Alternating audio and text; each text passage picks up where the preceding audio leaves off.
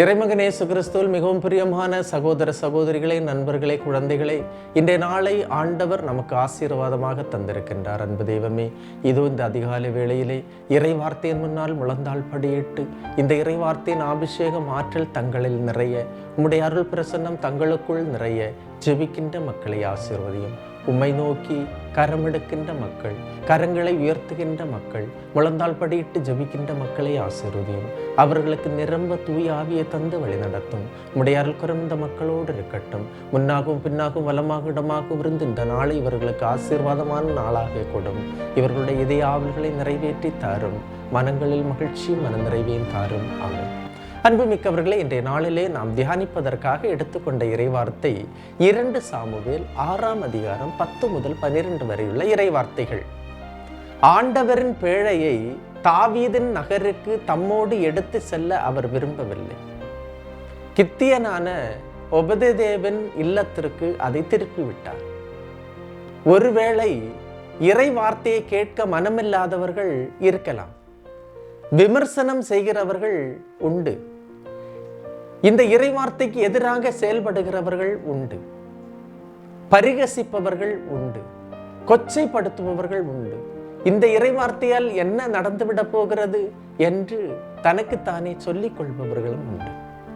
இதுபோல தாவீதின் நகருக்கு ஆண்டவரின் பேழையை எடுத்து செல்ல தாவீதுக்கு மனம் வரவில்லை, அவர் விரும்பவில்லை.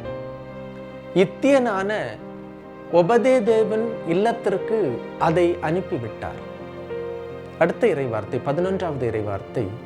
ஆண்டவரின் பேழை இத்தியனான ஒபதேதேமின் இல்லத்தில் 3 மாதங்கள் தங்கிற்று. ஆண்டவர் ஒபதேதேமுக்கு அவர் வீட்டாருக்கும் அனைவருக்கும் ஆசி வழங்கினார். வெறும் 3 மாதங்கள் மட்டும் தங்கிய பேழையால் ஒபதேதேமின் வீடும் அவர் உறவினர்கள் வீடும் அவர் வீட்டார் அனைவரும் ஆசி பெற்றனர். கடவுள் ஆசி வழங்கி கொண்டே இருந்தார். அன்புமிக்க சகோதரமே, 3 மாதம் ஒரு வீட்டில் அந்த பேழை தங்கிய போது ஆசீர்வாதம் அதிகமாக இருந்தது. இன்று இறை வார்த்தை உங்களுடைய இதயத்தில் தங்கினால், உங்களுடைய இதயத்தில், உங்களுடைய உள்ளத்தில், உங்களுடைய ஆன்மாவில் இன்று இந்த இறை வார்த்தையை தங்கினால் உங்களுக்கு கிடைக்கும் ஆசீர்வாதம் என்ன? என்றென்றைக்கும் உங்களுக்கும், உங்களுடைய குடும்பத்துக்கும், உங்களுடைய தலைமுறைக்கும் அது ஆசீர்வாதமாக இருக்கும். காரணம், உனக்குள் நிறைகின்ற இறை வார்த்தை.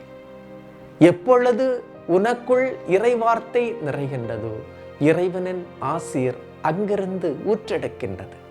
எனவே எனது வார்த்தைகள் வாழ்வு தரும் ஆவியை கொண்டிருக்கின்றன என்று சொல்லும் போது இறை வார்த்தையை நிறைக்க நிறைக்க நீங்களும் தூய ஆவியால் நிறைக்கப்படுகின்றீர்கள் என்பதை புரிந்து கொள்ள வேண்டும்.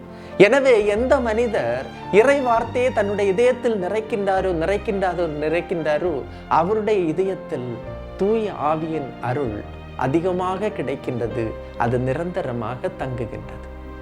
எனவே இன்றைய நாளிலே அந்த ஆண்டவரின் பேழை தங்கிய இடமெல்லாம், அவர்களுடைய வீடெல்லாம், அவர்களுடைய உறவினர்கள் வீடெல்லாம் ஆண்டவரின் ஆசியால் நிறைந்தது போல இந்த இறை வார்த்தை நம்முள் நிறைய நாம் வேண்டுவோம்.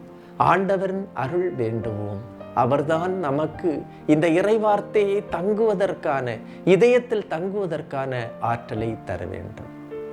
எல்லாம் வல்ல இறைவன் தந்தை, மகன், தூய ஆவியார் உங்களையும் உங்கள் குடும்பத்தையும் நிறைவாய் ஆசீர்வதிப்பாராக. ஆமேன். இயேசுவுக்கே புகழ், இயேசுவுக்கே நன்றி. மரியே வாழ்க.